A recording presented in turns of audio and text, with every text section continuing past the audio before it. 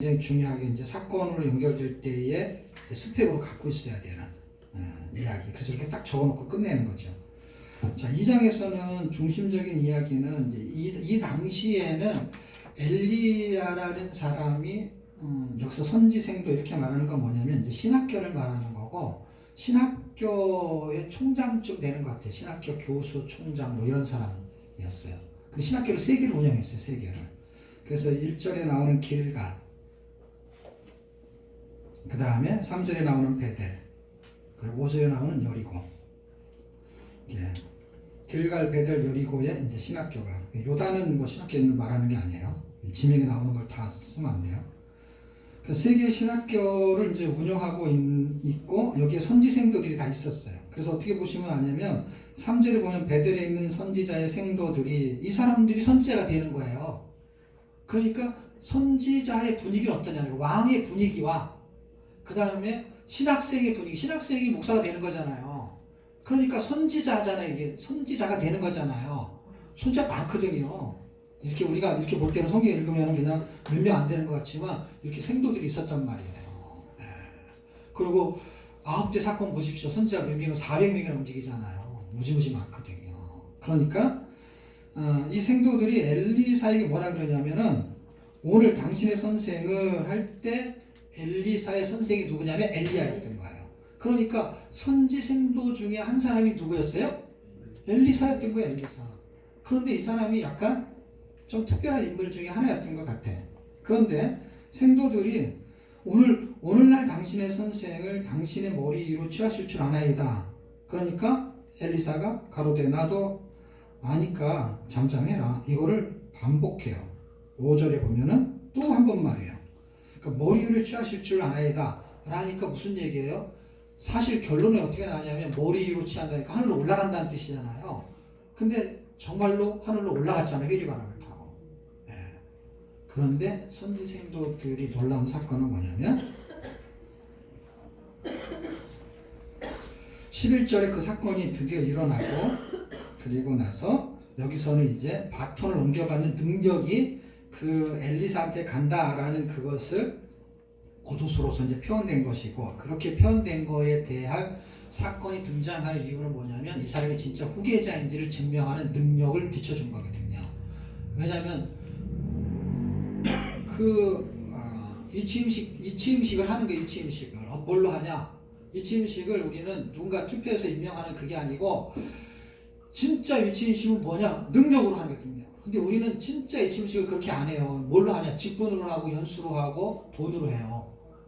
그러니까 옛날에 미국의 침례교회는 어떻게 했냐면요, 이렇게 했어요. 이렇게 그냥 교회가 이렇게 했는데 은혜를 받는 사람이 있고 그만한 출중한 초대교회가 그렇게 했고, 그렇게 해가지고 성령의 능력이 있는 사람, 이렇게 성령의 글을 쓰는 사람, 그 사람이 목사가 되는 거예요. 그래갖고 그 사람 아직 신학교도 안 갔어. 근데 강단에 세워요. 그런데 그 능력이 있으니까 그게 나가죠. 설교도 하고 은사도 나가. 그리고 학교는 언제 가냐? 그 다음에 가요. 이 똑같은 원리죠. 예, 물론 이 사람들은 선지 생도했기 때문에 그렇다고 생각 안 할지 모르지만은 원리는 늘 그래왔던 거예요. 하나님이 택한 자가 사실은 학습을 하고 공부를 해야 되는데, 하나님이 택하지도 않는데 자기가 학습을 하고 공부를 해가지고 신학을 하고 하니까 어떻게 해요?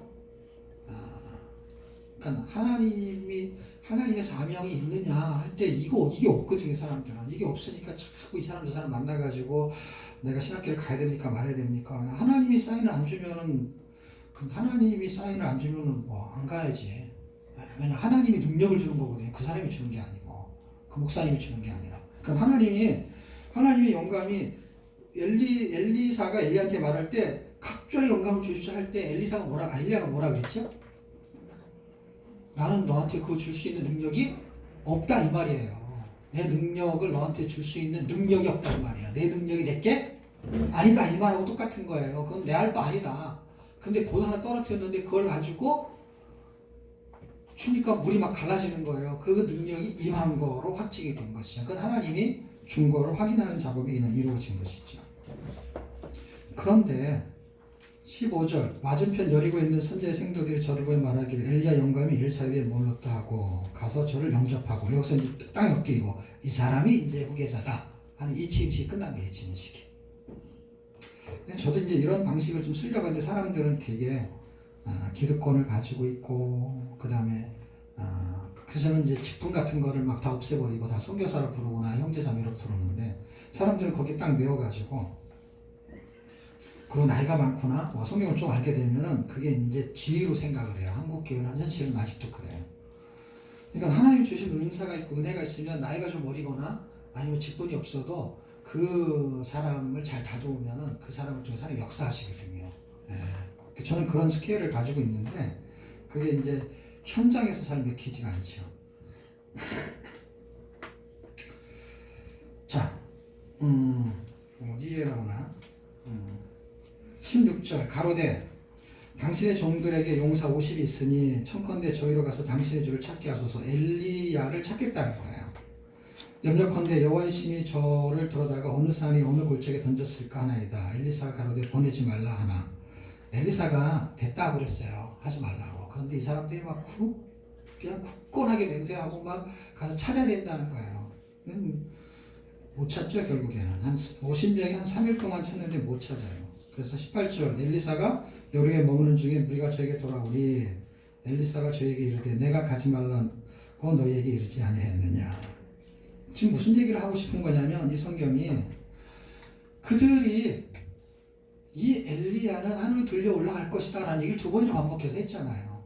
그런데 그것이 눈으로 봤잖아요. 근데 자기네들이 올라가는 거 그런데도 어떻게 해요?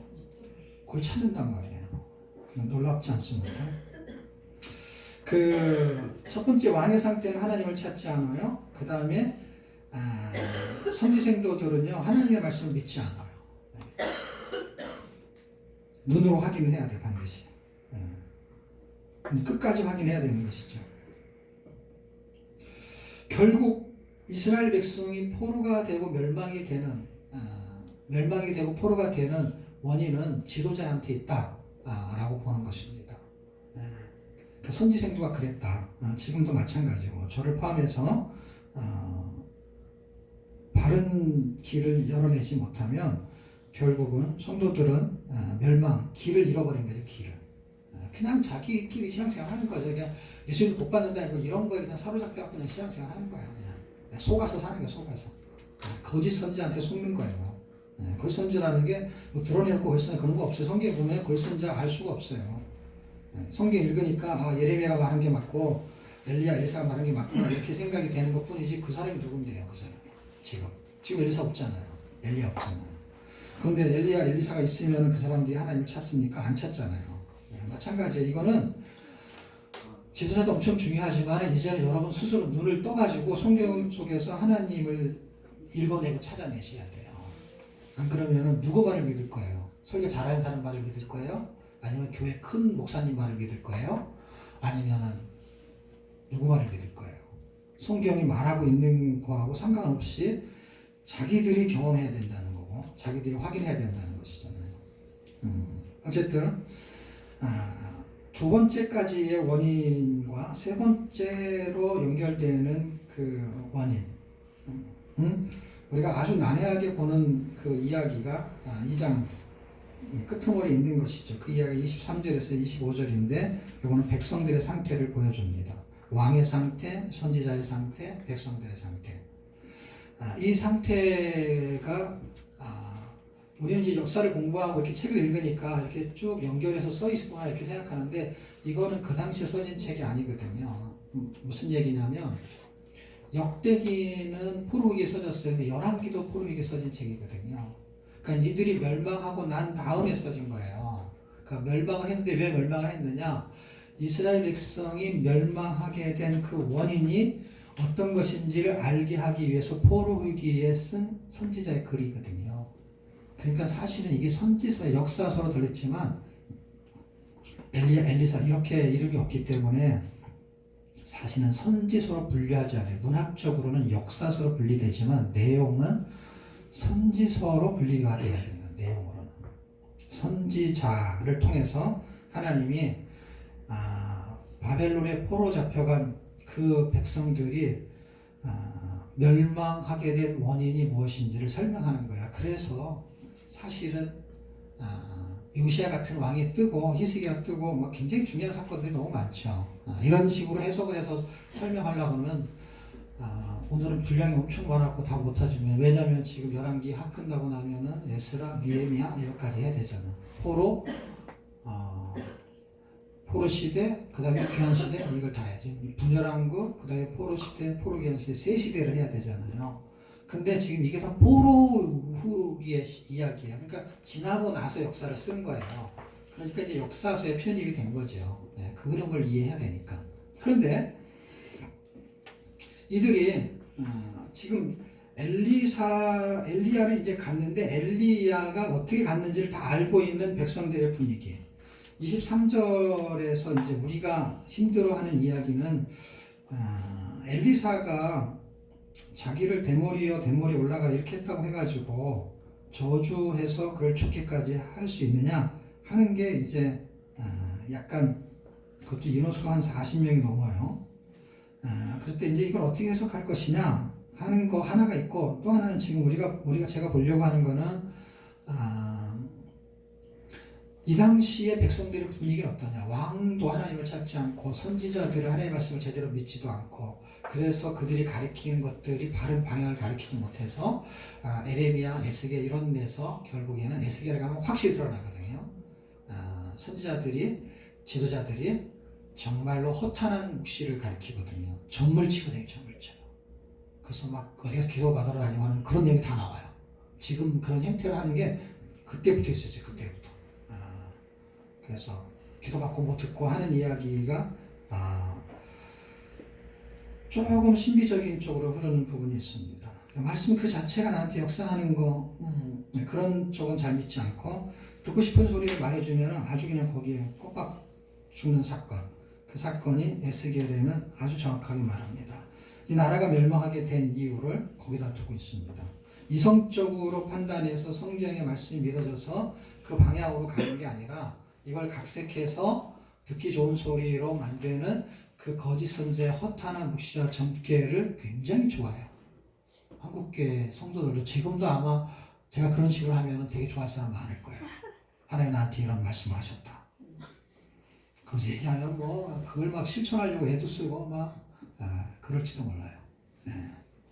근데 하나님 나한테 그런 얘기를 한 번도 안 해줘가지고 한번 해보고 싶은데 기회를 20년 동안 한 번도 못 해봤어요. 한 번도. 그냥 바보처럼 성경만 읽었어요. 그 성경 읽고 자기가 하나님 제시하는 길로 살 수 있는 사람은, 그 사람은 남이 봐도 딱 희한하게 믿음으로 살아. 그렇지 않은 사람은 이상하게 기도를 받으러 다녀. 근데 그 사람은 신앙생활이 좀 이상해. 그러니까 그런 걸 확인, 안팎을 보면 이제 확인이 되는 거죠. 자, 어쨌든 백성들은 하나님을 조롱했다. 이게 첫거는 엘리야, 엘리사를 다 싸잡은 거거든요. 그럼 너도 저를 조롱하여라고 했을 때 너도 네 그 누구죠? 엘리야처럼 그 위로 올라가 봐라. 하나님의 능력, 왕이 갈매서 전투를 보고도 하나님을 안 찾는데 백성은 오죽하겠어요. 선지자 아무것도 아닌 거죠. 이세벨 보세요. 그 갈매서 전투 기적이 일어났는데도요, 그 이세벨이 엘리야 죽이려고요 막 기를 쓰거든요. 기가 하나도 안 죽어요.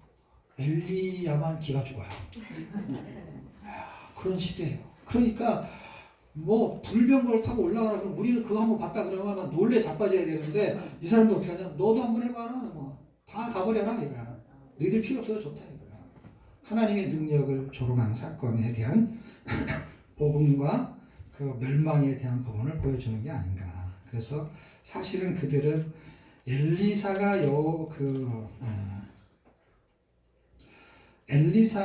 그 누구죠? 42명을 저주했다라는 개념보다는 엘리사가 돌이켜 저희를 보고 여호와의 이름으로 저주하매라고 하는 그 이름은 사실은 저주를 받음에라는 저로 해석을 해야 될 것 같아요. 왜냐하면 하나님을 저주하는 자들에게 나타나는 현상이 멸망이다 라는 구약적인 개념이 현실적인 개념, 신학적인 개념에서 이해하기는 좀 어려운 부분이 있는 건 사실이에요. 그러나 하나님을 조롱하고 저주하는 자, 그러니까 히브리서를 읽으면 어떻게 멸망당할지를 설명하거든요. 사실은 신약에서도. 결과는 결국 장명하다는 이야기죠. 자, 1, 2장에서 이렇게 발생하는데 이 3장서부터 놀라운 것은요. 한 7장 갈 때까지 엘리사의 세력이 나타나는데 제가 비전 통해서 늘 얘기하지만 이 기적 같은 일이 벌어지잖아요. 그 이스라엘과 모압과의 전쟁, 그 다음에 4장에 가면 과부의 기름병 이런 것들이 선지생도가 죽고 가난한 과부가 남아있을 때 이걸 먹여 살리고 하는 이런 사건들이 있는데 저는 5장의 사건을 좀 보고 싶은데요. 5장의 사건은 나아만 사건이에요. 그러니까 5장의 사건을 제외한 나머지의 사건들은 다 이스라엘하고 직접적인 관련이 있는 사건. 다시 말하면 이스라엘 백성들이 가난하고 힘들고 먹을 게 없고 그래서 뭐 오병의 기어처럼 뭐 보리떡을 가지고 한 200명, 100명이 먹고 그런 이야기고 도끼가 빠지고 뭐 다시 구하고 하는 것도 전부 다 선지자님들 다 이게 다 이스라엘 얘기잖아요. 이스라엘 얘기.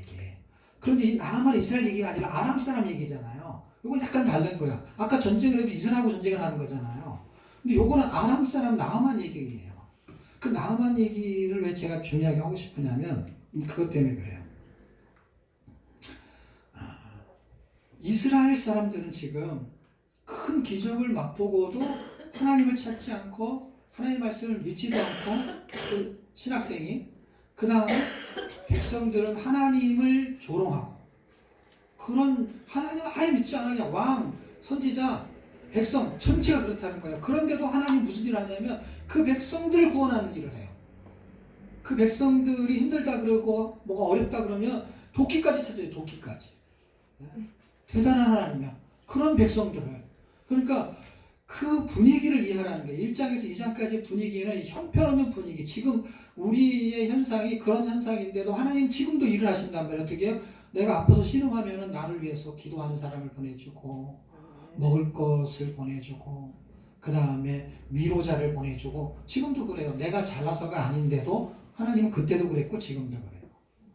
그런데 이 나만 장군을 통해서 볼 수 있는 거는 이방 나라라는 걸 말하고 싶은데 5장을 여러분이 쭉 읽어본 스토리를 아시니까 이 아람 나라를 하나님도 이 이방 나라지만 하나님이 주관하고 있다는 걸 보여줘요. 대단해요. 아람 왕의 군대장관 나아만은 그 주인 앞에서 크고 존귀한 자인 이는 여호와께서 전에 저로 아람을 구원하게 하셨으니 아람 나라의 군대 장수 나아만이 존귀한 자라는 거예요. 그런데 아람을 구원하게 하셨으니까 아람 나라가요 이렇게 독립하고 이렇게 산 게 아니라 맨날 속국처럼 살고 막 그랬었거든요. 전에는 이스라엘이 속국이었어요. 속국. 그런데 어느 날 독립을 했잖아요. 독립을 누가 시킨 거예요? 써있잖아요. 하나님이 그 나아만을 통해서 그렇게 했다는 거예요. 하나님이 그렇게 했다는 거예요. 저는 큰 용사요. 근데 문둥병을 가지고 있었어요.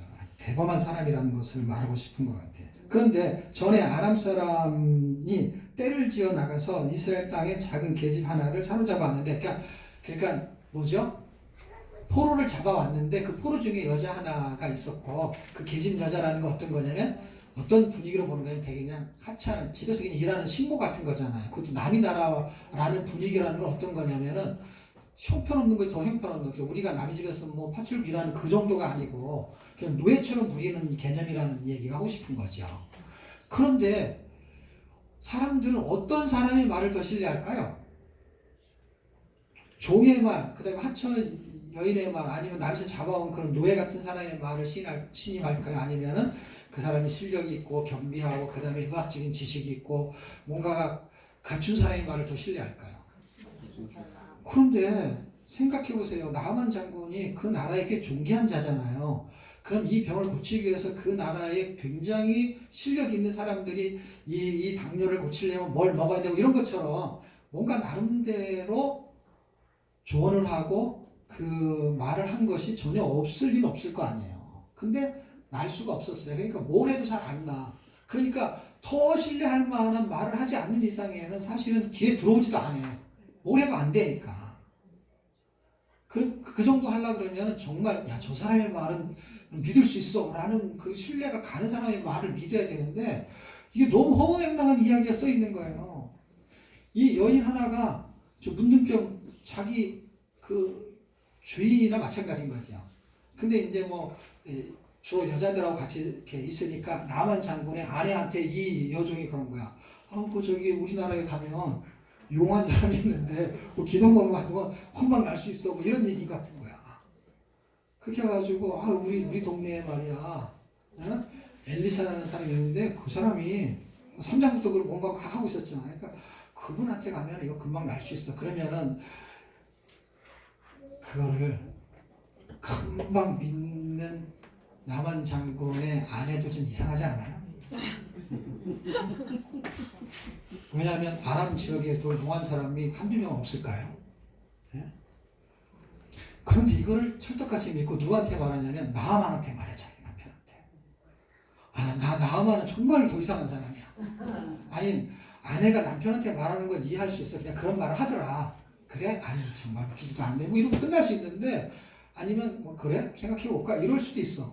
그런데 정말 놀라운 것은요. 자기 왕한테 가서 그래. 이게 지금 가당치는 얘기냐고. 근데 그 왕한테 말을 하고 왕이 이거를 허락을 해요. 무슨 얘기냐면 이 여인이 말한 여종이 말한 거를요. 세 사람이 믿어요. 그 아내가 믿고 그 다음에 나아만 자신이 믿고 그 다음에 누가 믿어요? 왕이 믿어요. 이야, 놀라운 기적 같은 일.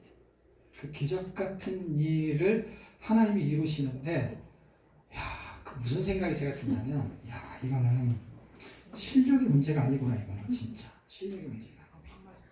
어떻게 이 여인을 통해서 하나님이 일하시면, 나아만을 낳게끔 하는 그분이 이스라엘의 엘리사로 있는데, 그거를 경험한 것이 6장 이후부터잖아요. 예? 그런데 여전히 그들은 어때요?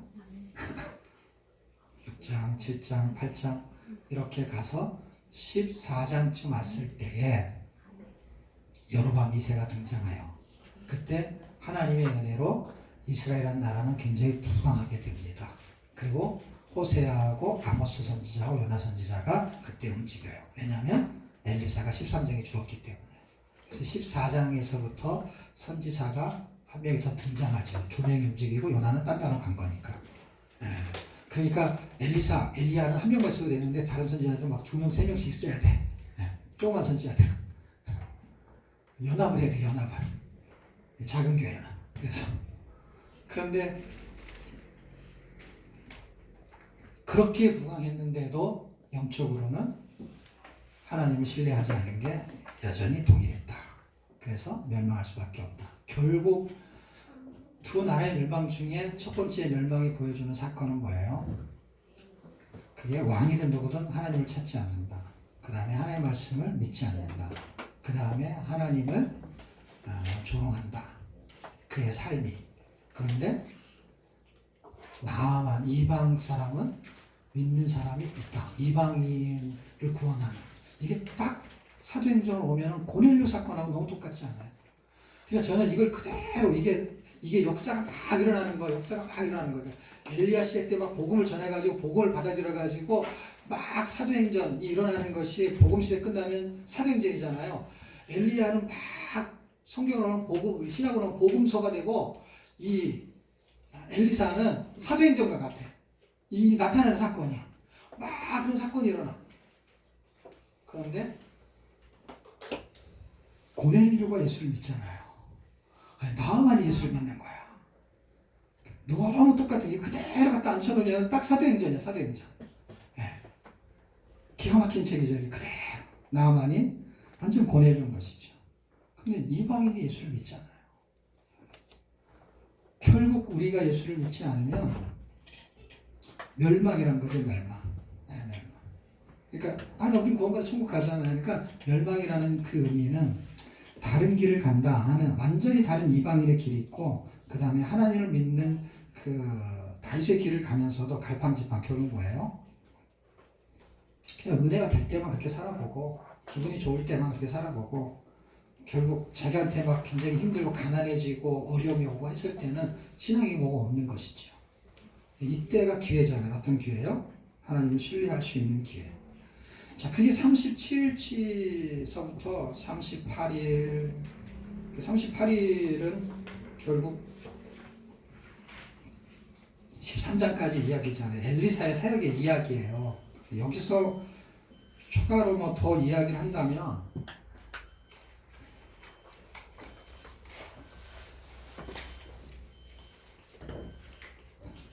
에후의 사건이거든요. 그러니까 8장에서 13장 사이에서 나오는 아주 중요한 사건은 왕상 19장에서 그 엘리야한테 사명을 줘요. 정말 이제 힘듭니다. 나는 혼자서 일하기 너무 힘듭니다. 그러니까 후계자를 줄 때 엘리사를 주죠. 그 다음에 이방 나라의 하사엘한테 기름을 붓고 북이스라엘의 에후한테 기름을 부어요. 그래서 하사엘 사건은 그래도 이방 쪽의 이야기니까 그거 하려고 그러면 또 길어지니까 일단 에후의 이야기가 북이스라엘의 핵심적인 이야기가 되니까 엘리사는 제가 얘기를 다 한 거고 그랬을 때 이 에후라는 사람이 두 왕을 죽여요. 두 왕을 죽이는데 누구를 죽이냐면 북이스라엘 왕과 남유다의 왕을 죽입니다.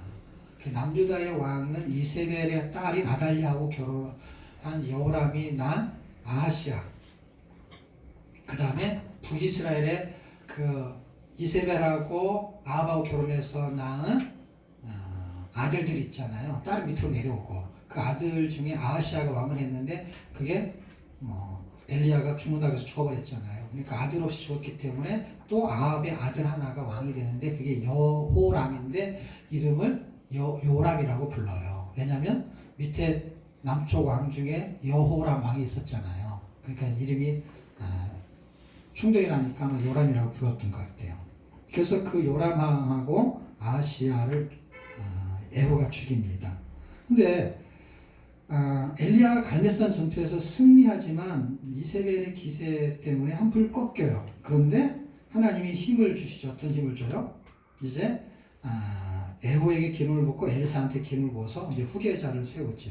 근데 저는 이제 이게 뭐가 묵상이 되냐면 엘리야 같은 대단한 선지자라도 결국은 시대 흐름 속에서 그냥 쓰임받는 한 통로에 불과하다. 왜? 엘리야 다음에 엘리사에게 기름을 부음을 받죠. 그 다음에 하사의 에후. 목적은 뭐예요? 아합을 멸절하는 거거든요. 아합을 멸절한다는 건 뭐예요? 그 우상을 멸절하는 거거든요. 그런데 우상을 멸절하는 데에 하나님이 사람들을 쓰실 때에 우리가 엘리야, 엘리사 아니면 에후나 아니면 하사엘 같은 사람 중에 하나일 수 있어요. 우리가. 그런데 우리가 지나면 또 다른 사람을 쓴다고 하나님이. 그러니까 엘리야가 대단했지만 엘리사의 사역이 거기까지인 거예요. 그 다음에 엘리야가, 그 다음에 엘리사가 있는 거고, 엘리사 다음에 또 사역자들이 계속 세워지는 거죠. 결국 뭐예요? 우리는 아무리 능력이 있어도 그냥 통로에 불과하다. 그럼 빨리 후계자를 세워야 되는 거예요, 후계자를. 빨리 후계자를 세워야 되는 거예요. 그러니까 레제나우스 빨리 후계자를 세워야 돼요.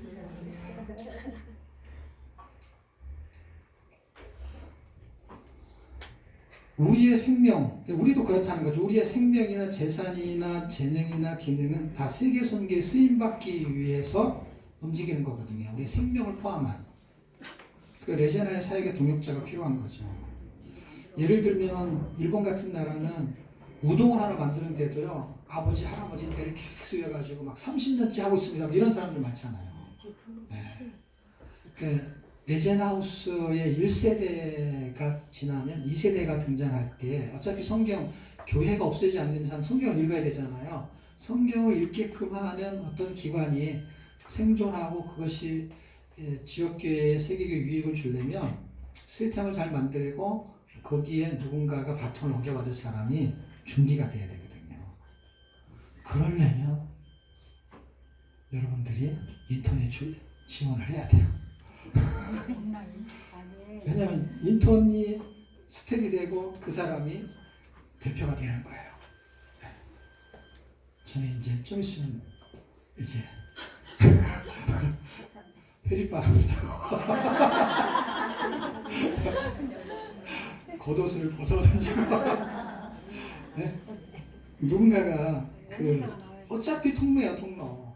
그게 엘리야라 해도 마찬가지고 엘리사라도 마찬가지고 그 다음 세대가 가야 돼. 그럴 때 그 하나님이 하신 일이 뭐냐면 후계자를 준비하셨던 것 같아요.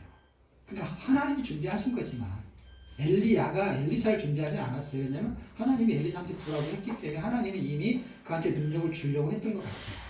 근데 그 통로를 엘리사를 통해서 오니까 엘리야를 통해서 오니까 자기한테 갑자기 능력을 달라고 했던 것이죠. 왜 그랬을까요?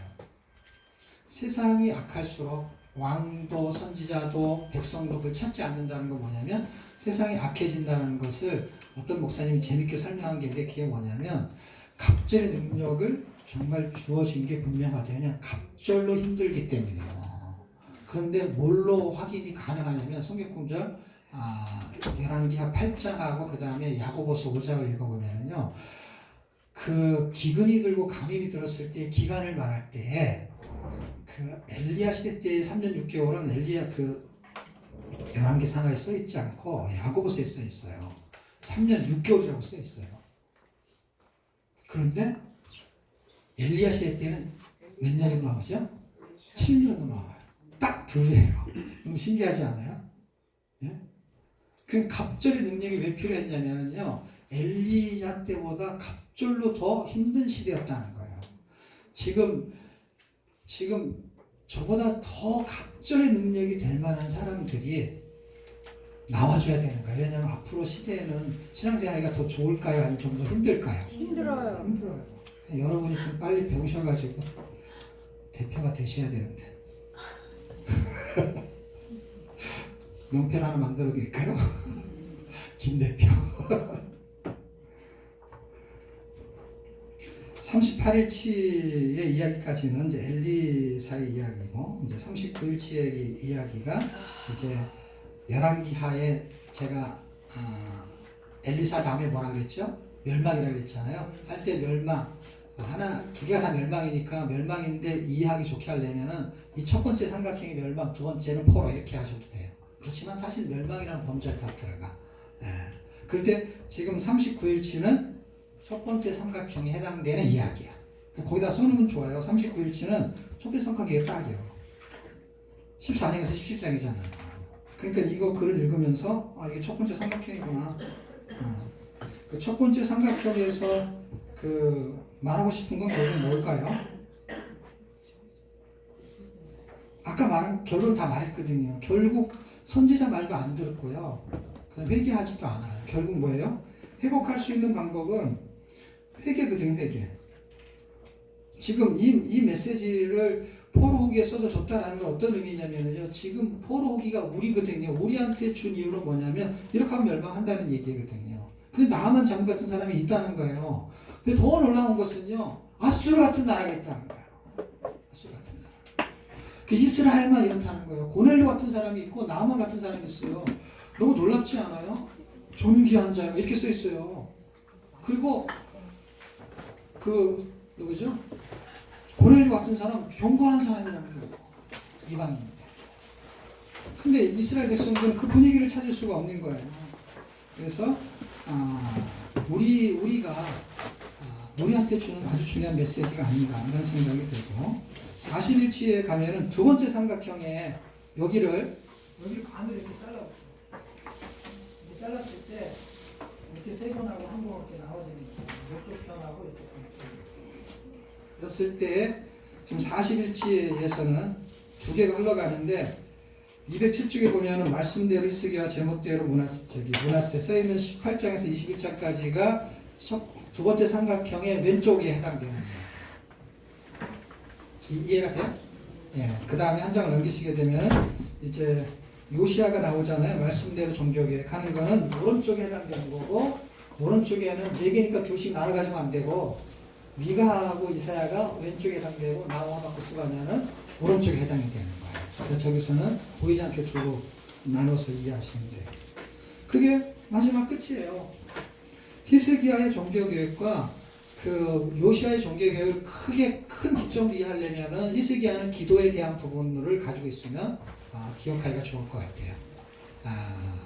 아수르 전쟁에서도 18만 5천의 송장을 만들 때 그들이 기도했거든요. 그 다음에 15년 연장 받을 때도 기도했거든요. 그런 기도를 해서 연장 받은 게 좋은 건지는 모르겠어요. 어쨌든 여기는 또 시간이 되면 살펴볼 게 있어요. 히스기야한테 하나님이 롯뱀 사건 이후에 시험을 4가지 하거든요. 그 4가지 한 것 중에 하나만 성공적이고 나머지 3개는 다 실패한 사례들이거든요. 그래도 하나님은 선언하고 본 것은 뭐냐면 그가 돌이키고 회개했다는 거예요.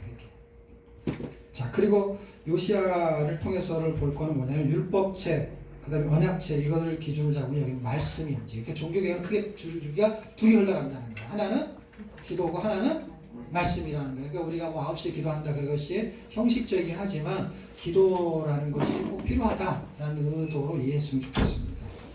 자, 그렇게 왕정시대는 끝나고 그 다음에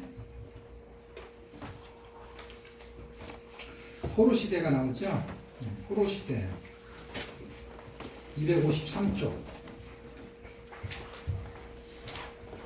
찾으셨나요? 거기 같이 한번 읽겠습니다. 시작.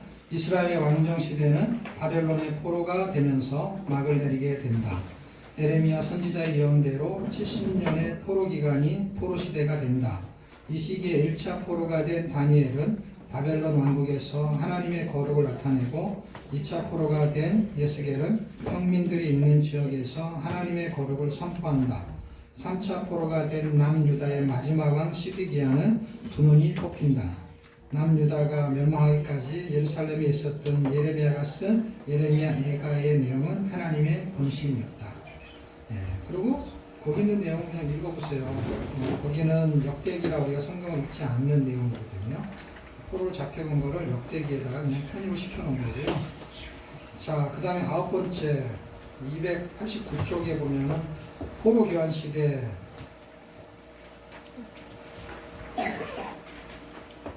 찾으셨나요? 같이 읽어요. 아까 분심이다로 끝났잖아요. 그 포로 시대가. 그 다음에 포로 교환 시대는 꼭 연결이 돼요. 시작. 하나님의 본심은 인생에 있어서 고생과 근심이 아니라 평안과 미래의 희망이다. 70년 동안 바벨론 포로 기간을 마치고 예루살렘에 돌아온 유다 백성에게 희망은 완전한 성전 재건이었다. 그래서 1차 교환의 목적은 성전을 재건하는 것이고 2차 교환의 목적은 율법의 재건이었다. 그리고 3차 교환의 목적은 성전을 재건하는 일이었다. 특히 느헤미야가 방해 세력에도 불구하고 50일 만에 성벽을 재건한 것은 무너진 거룩을 재건한 영적 회복이다. 그리고 한 장을 넘기시게 되면은 290쪽부터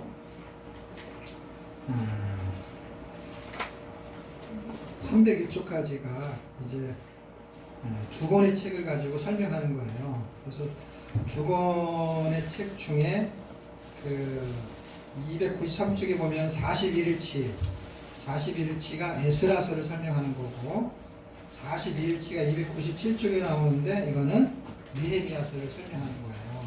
그래서 포로 시대는 포로로 잡혀가는 이야기를 한다면 포로 귀환 시대는 이제 돌아오는 거예요. 그러니까 포로 시대, 이 도표에 보시게 되면은 포로 시대 우리가 아까 읽기만 했던 거 있잖아요. 포로 시대에 이렇게 잡혀가는 거예요. 그래서 아까 우리가 읽었듯이 에레미야 애가까지 설명하는 게 포로 시대가 돼요. 그 다음에 지금 우리가 에스라하고 느헤미야를 보는 거는 포로 시대에서 돌아오는 거잖아요. 그렇게 해서 70년이 지나잖아요. 70년이 돌아오면 돌아오게 되는 히스기야 말라기 이 6개월의 책 중에 여기 해당이 된다는 뜻이고 역사가 움직이는 것은 이쪽에서 움직여서 그래서 이스라엘의 역사는 읽지 않지만 이 세 권의 책이 이제 역사서의 마지막 책인 거고 여기는 선지서의 마지막 책인 거죠. 그 책이 움직일 때 이 이야기를 하는 거예요. 그러니까 저기는 잡혀간 이야기를 하는 거면서 대선에서 정리가 되고 돌아오는 거에서는 이제 우리가 성경이 어떻게 되죠? 역대상하, 에스라, 느헤미야, 에스라 해서 저쪽에서 이렇게 흘러가다가 열왕기 상하까지 갔잖아요. 그 다음에 여기 와서 역대상하가 움직이죠. 역대상하가 움직이면서 역대상하 끝나면 그 밑에 에스라, 느헤미야, 에스라 성경이 이렇게 되는 거고요. 그 안에 준비해 있는 책이 대선에서 소진서가 해당이 된다는 뜻이죠. 그러면 여기서 해당되는 1차, 2차, 3차 이야기에 1, 2차가 에스라서 이야기고 3차가 느헤미야서의 이야기예요. 그래서 1차 때와 2차 때, 3차 때의 연도는 여기 기록이 되어 있거든요. 538년, 458년, 444년. 여기가 70년, 80년이라는 간격이 있어요. 그 80년이라는 간격 속에 다시 말하면 538년에 고레스가 칙령을 내려서 야 돌아가도 돼.